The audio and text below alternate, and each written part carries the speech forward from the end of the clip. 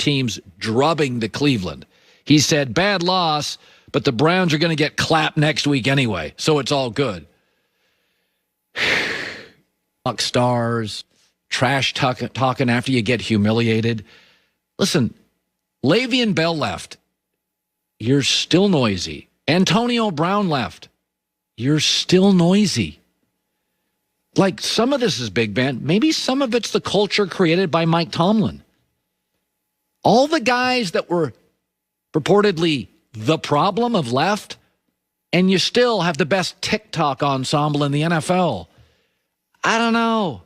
There's a lot of big NFL brands right now where the brand is way better than the quality of football. The Cowboys, the Steelers, the Bears, the Eagles. The brand is bigger than a reality. And things are not going to change unless you remove the people who appear to be accepting this behavior.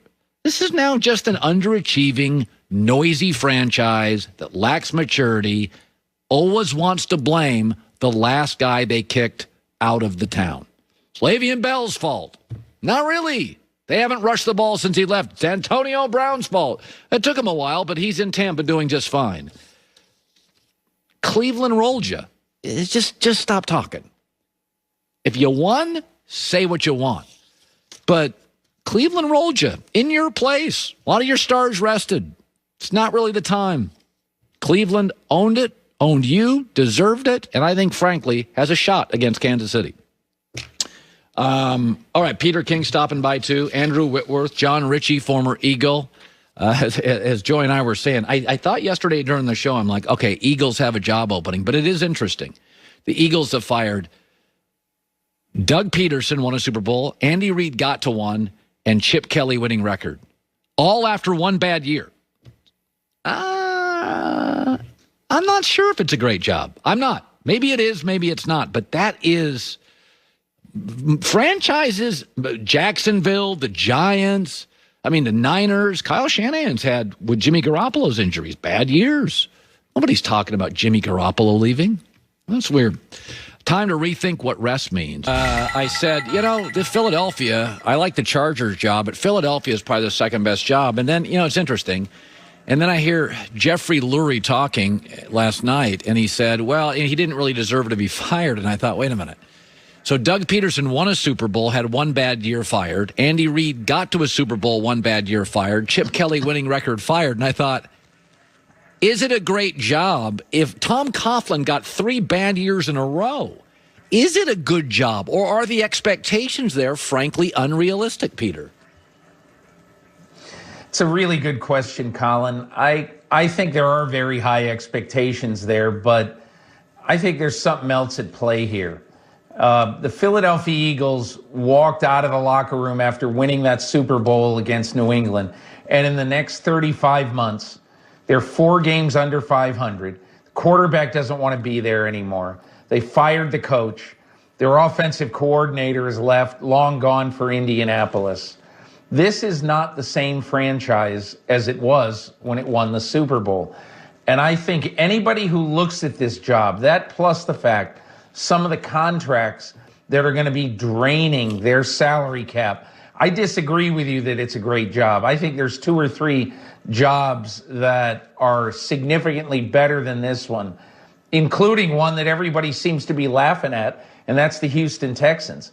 If you have a top 5 quarterback playing at the peak of his game, I'll take all the other issues that a franchise has. There's not many teams that ever have a coaching vacancy opening, really, when they have a quarterback as good as Deshaun Watson. Yeah, Green Bay is the last one, and that worked out real well for Matt LaFleur. So I was almost shocked, and they build big casinos because they're mostly right and guys like me are wrong, but I was shocked at the lack of respect for Cleveland. They're a 10-point underdog. This is a team that has not lost a game this year. When they've tied or won the turnover battle, I think they'll be really competitive. And frankly, I have issues with Kansas City not playing Mahomes in Week 17. That is a lot, Peter. That is a lot of rust. Colin, you look at 2 things here. It has been 10 weeks since the team with the best record in football blew anybody out. 10 weeks since they won a game by double digits. They have been playing nail biters for 2 months. Number two, I understand why coaches do this, because they don't want to get their players hurt in games that don't mean anything.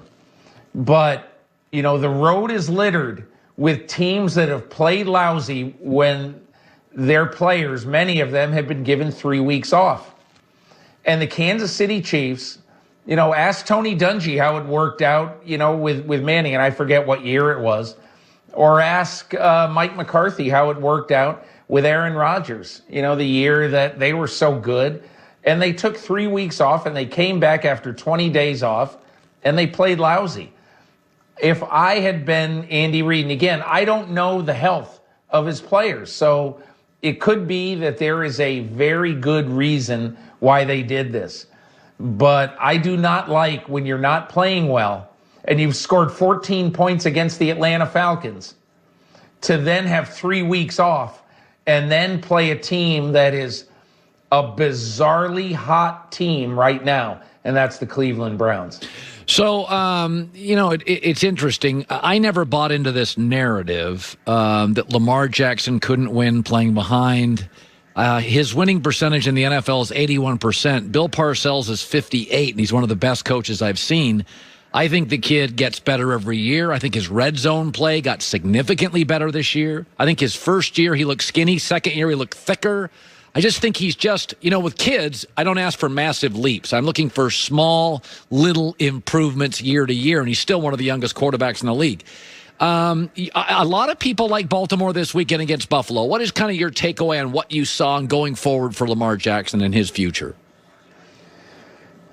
Lamar Jackson, I think there's a lot of people, me included, in the last year or so been saying, man, you shouldn't expose him so much, to big hits, especially, from linebackers, once you hit the open field, or big safeties.